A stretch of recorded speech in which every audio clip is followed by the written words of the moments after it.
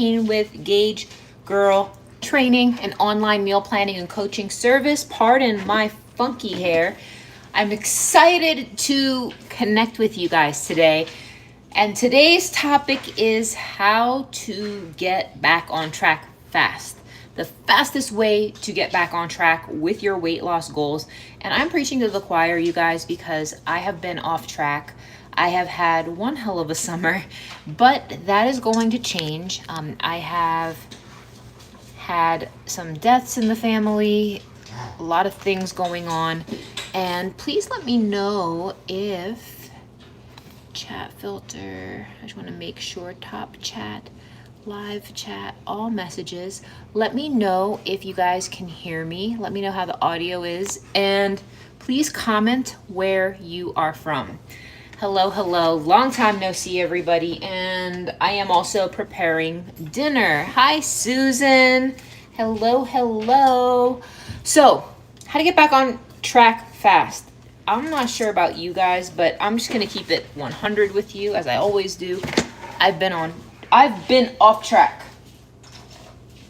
I've been off track, getting back on it. Boston, very nice. South Carolina, Vancouver. And these things happen, my friends. These things happen. I'm not going to sugarcoat it. I'm not going to act like I'm perfect 24/7. You guys know I'm not. However, when you get off track, is it me or does it feel like the activation energy to get back into that rhythm, to get back into that routine, it feels so much harder to get back into it than it was to just stay in that groove? Is it just me, or is anybody else feel like that activation energy is tremendously hard, especially these summer months? It is hot, it is hazy, it is humid.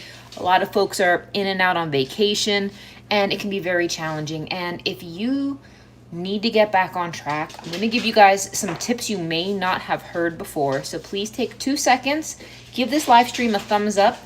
All you need to do is tap the 3 dots at the bottom right hand corner of your screen, and you can find the thumbs up button. It really helps me out here on YouTube, my friends, so please do that. One of the number one things to get back on track is to focus on improving your sleep. I know that when my sleep starts getting messed up, if I'm having like sleepless nights, restless sleep, or just poor quality in sleep overall, it really sets the tone for the day. And I know for a fact that when you are sleep deprived, your probability of overeating, making poor choices, sticking to a schedule, sticking to routine are very, very low. Who here watching this knows that if their sleep is compromised, it's going to be very challenging? And a matter of fact, I asked this question to my private Facebook community a few months ago, and I asked the question, would you rather go a night without sleep or a day without food? And everybody said that they would rather go a day without food than a night without sleep. Like, it's easier to just not eat for a day. And yeah, it sucks, and yeah, you'll be a little hungry. But if you had to just plow through 2 days straight, 48 hours without sleep, what that does to your body, what that does to your cortisol, what that does to your metabolism, it is one of the worst things you can do. So number one, I want you guys to focus on improving your sleep. And I'm not even talking about food and nutrition yet. I'm talking specifically about getting that sleep dialed in. Deanna says, I struggle with getting enough sleep even when I go to bed early enough. I also have kids, so sometimes getting enough sleep doesn't happen. And I'm very sorry to hear that, Deanna. I think that it's really important that you set a bedtime. I'm not sure how old your children are, and I'm sure that that might be challenging to do, but setting a, sorry, I gotta fix my hair. It's like all over the place. Setting a bedtime, and I know that sounds really like we're adults. Do we really need a bedtime? Perhaps you do. Perhaps you do. And I really appreciate you sharing that, because I'm sure many other people are in that boat. And I have, Charmaine says, I also get light in my eyes with an hour of waking in the morning. that helps you get better sleep the next day. I think that that's really important, that you note that, that if you see light in the morning. So with that being said, I am a nutritionist and an online health coach, food scientist, chemical engineer, owner of Gauge World Training, which is an online meal planning and coaching service, as well as Gauge Life nutrition supplements. So number one is you want to improve your sleep. Number two, if you're trying to get back on track, is I want you to focus on stabilizing your blood sugar. Please note that I am not saying anything about going on a diet. I'm talking about setting the foundation and the structure to allow you to be successful. So I think that a lot of you guys could benefit with what I like to call a soft start. Do you guys know what I'm talking about? I am always more successful personally, and some folks can do the cold turkey, just turn that switch on, right? There's a lot of folks who can do that, and that's fine, and that's wonderful. But for me, I do best when I do a soft start. So what's a soft start? Soft start is when you do habit stacking, where you gradually start to layer up the habits as opposed to doing everything all at once, because it can be very overwhelming. Charmaine says, notice that when I get my night owl butt to bed at 10 instead of midnight, it makes a huge difference. And it does, you guys. Do you notice? I want to remind you guys, what's the first thing I said? If you're off track with your eating, get to bed earlier. Focus on that sleep. Because the thing is, I don't care if you're doing 10,000 steps a day. I don't care if you're perfect with your nutrition. Guys, that sleep is so underrated. And I really want you guys to seriously consider my words, because it is going to make a very big difference. You changed from eating a carb-rich breakfast so your blood sugars are not up and down for the rest of the day. And that is where I'm heading next. I want you guys to focus on stabilizing your blood sugar. Unstable blood sugar occurs when you overeat. And a matter of fact, if you had a day where, let's say you were bingy, you guys know what I mean by that. When I say bingy, meaning you ate more calorically rich foods than you typically would. You guys know what I'm talking about. And if you've done that, particularly if you had a lot of carbs, a lot more than you were supposed to, that reduces your insulin sensitivity by at least 30% right off the rip. So what that means is you're going to have more cravings. It's going to make you feel like you need more food faster. And the reason for that is because your body's ability to absorb the glucose out of your blood and facilitate it into your cells as usable energy, that process is compromised. It is slowed down. And oh, you just received my book. I am so glad. My point is, my friends, when your carbohydrate metabolism is compromised because you were overeating, for whatever reason it is, even if you're just eating a higher proportion of your calories from carbohydrates, it is going to slow your progress. You want to focus on stabilizing your blood sugar. So how do you do that? Number one, I want you guys to change the order of how you eat the food on your plate. Number one, so this means on a given plate, I want you guys to focus on fiber first. So anything green on your plate, eat that first. And matter of fact, one thing that will really get you back on track really quick is eating a side salad with some apple cider vinegar or some lemon, a little sea salt and black pepper. I used to do this with arugula. I know not everyone likes arugula, kale, spinach. Do a mini side salad with some apple cider vinegar, sea salt, pepper, or whatever you like. Guys, eat that first. Then on your plate, you want to do the fiber first, the proteins, the fat. The proteins and fats you can kind of do together, and the carbs last. I want you guys to eat the carbs on your plate last, not first, last. Now, I'm not sure how you guys eat your food. Some people kind of assemble the perfect bite where they need like a little bit of everything on their fork, and I used to be that way. But if you're eating the same foods Change the order with which you eat them. The reason why I'm telling you this is because it is going, your blood sugar spike is going to go like this after a meal. What's going to happen if you do it the way I'm telling you to do? It's going to go like this.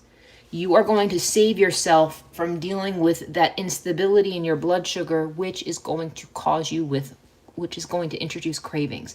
So please start implementing that right away. The next thing is apple cider vinegar. If you guys could consume at least like a tablespoon of apple cider vinegar before a carb-rich meal, it is scientifically proven, and studies show that it will reduce your insulin spikes. You've been doing this now. It reduces your insulin spike by 75% if eating in that order, and that's big. The reason why that's so big, you guys, is because even if you're eating the same exact foods, that 75% reduction that you're going to experience in your that's going to change how you feel. And I think that so many of you guys get so frustrated about what you look like. I want you guys to focus on how you feel first. Does that make sense? I want you guys to focus on improving your cognitive function, your energy levels, and your mood. I feel like if your mood, your energy levels, and your ability to concentrate, your ability to complete tasks, your ability to do work that requires you to use your brain and have mental clarity and just the full wherewithal with mental thought, if that's hard, there is a problem. You were about to have the cherry hemp smoothie. Yes, Rashida. You like lemons because you're blood type A, and apple cider vinegar is like people fine to your stomach. And you don't have to use apple cider vinegar. You can certainly use lemons as well. But how many of you guys find that Michaela says, if I just focus on mood and energy, I wouldn't get mad the scale didn't move. I love that. I mean that sincerely, my friends. I really mean that. How many of you know for a fact, how many of you guys know for a fact that your ability to concentrate, your ability to focus, your ability to complete tasks is compromised? Raise your hand. And I mean it. Like, for example, if you have a hard time getting administrative tasks done, maybe bills, maybe forms, maybe just things that you need to get done, and it's piling up and it's piling up and it's piling up, and you know you don't have ADD or ADHD, and people, I feel like almost everybody these days jokes like they have ADD or ADHD, but I'm being serious. Brain fog is very real, and if you're dealing with brain fog, fatigue, and shitty moods, you most likely need to address that stuff first. So like I've said, focus on your sleep, change the order with which you eat your foods, start introducing apple cider vinegar before a carb-rich meal, and then last but not least, and please note, my friends, I didn't say anything about macros yet. I didn't see anything about workouts. I want you guys to focus on walking, going on walks, and that's it. And I'm serious, if you can come back to me in 7 days, having focused on improving your sleep, having changed the order with which you eat the food on your plate, even if you're eating bullshit food, still make sure you have green vegetables with every single meal, and eat those vegetables first, or the side salad first, eat the protein next, eat the carbs last, and then take your apple cider vinegar and then just focus on walking. I'm telling you, you will be a brand new person in 5 to 7 days. Probably 4 days. It'll probably take you about 4 days. Now, apple cider vinegar, okay for pregnant women. I see no reason why not, but I would consult with your doctor to be 1000% sure. The next thing, my friends, is once you get that stuff under control, then we can start talking about dialing in your nutrition. But Michelle Forrester, even walking short walks, like less than 10 minutes, like pacing while on a cell phone call, And Michelle, I love that you brought that up because that's something I do often. Even if you can only steal 5 to 10 minutes of pacing while you are on a phone call, it can help so much. Now, the last thing that I wanted to add to all of this, once you get through all of these things that I've just described for you to do, is I want you to start tracking what you eat. Now, I didn't tell you to change what you eat. I want you just to start tracking what you eat. And I had a really heart-to-heart conversation with a client today that I told her, I said, listen, and she's really struggling. Got things going on, and she's had a lifelong battle with her relationship with food ever since she was a child. And I said to her, I want you to get into the habit of tracking what you eat. I said, even if you ate a bunch of bullshit, track it anyway, because you need to get used to identifying what the heck you're doing. And I know that when you're eating BS, if you're eating potato chips, if you're eating junk, if you're eating stuff that you know you shouldn't be eating and you know it's not optimal, guys, track it anyway. Track it anyway, track it anyway, track it anyway, because you need to begin to wrap your brain around what you're actually consuming, because the only way you're going to lose weight is if you are in a caloric deficit. Now, I'm not talking about an extreme deficit, but you do need to be burning more calories than you are consuming. The rate and how much of a deficit you need is going to vary based off of your situation, but you need to do that. If you could do that for at least 5 to 7 days, where you can tell me, all right, Christine, I tracked honestly. I mean, honestly tracked. You need that experience. You need to know for yourself. I had a client once who told me, Christine, I eat healthy. I eat this, I eat this, I eat this. And you guys, this woman shopped at Whole Foods. I mean, all the bougie organic things she ate. And I said, before we start working together, and I coached her for 12 weeks, I said, what I want you to do for me is track what you eat for 7 days and then send me all those logs. Guess what, you guys? She was eating healthy, yeah, but guess what? She was eating 3,500 to 4,000 calories a day, and she had no stinking clue. No clue. Like, blissfully unaware. Like, and she was appalled. Like, absolutely appalled. She had no clue she was eating that much. Like, because she was eating a lot of high-fat foods, and she was eating a lot of olive oil, a lot of avocado, a lot of fatty meats. Guys, that stuff adds up. It adds up. It adds up. And you need to have that experience. You need to track it and be like, dang, like, that's how much I'm eating. Like, you need to have that experience. I can't have that experience for you. You need to have that. Now, if you guys can do these things for me within the next 1 to 2 weeks, you will be a prime candidate to sign up for the end of summer challenge, which will be starting on August 26th. Today is the last day to get the early bird enrollment discount. The price to join is $129. The early bird discount is $99.